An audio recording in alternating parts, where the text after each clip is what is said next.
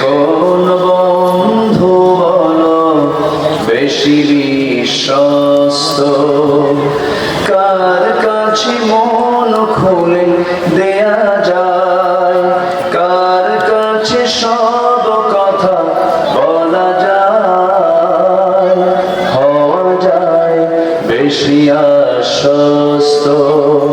তার নাম আহমদ, বড় বিশ্বস্ত।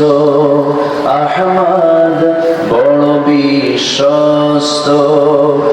বাংলাদেশের সারা জাগানো ইসলামিক স্কলার মাওলানা আব্দুল্লাহ আল আমিন বলেছেন, মাহে রমজান যেমন রহমত ও মাগফিরাত নাজাতের মাস, ঠিক তেমনি এটি জেহাদেরও মাস।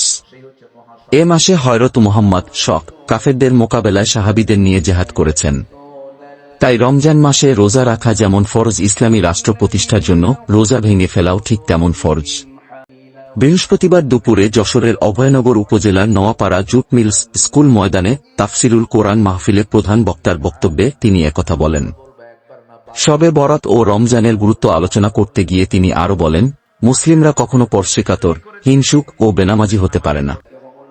সবাইকে সংযমী হওয়ার আহ্বান জানান তিনি। উপজেলার পায়রা ইসলামিয়া ফাজিল ডিগ্রি মাদ্রাসার অধ্যক্ষ মোহাম্মদ আব্দুল মালেকের সভাপতিত্বে বিশেষ বক্তার বক্তব্য রাখেন মাওলানা হারুন অর রশিদ, হাফেজ মাওলানা বদরুজ্জামান রফিকি।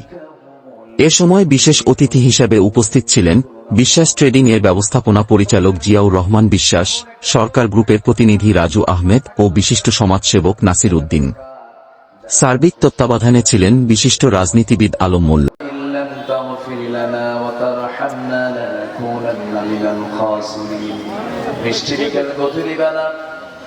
হাজারো বছরকে জান্নাতের বাগিচা বানায়া দাও। রব্বিরহামহুমা কামা রাব্বায়ানি সগীরা।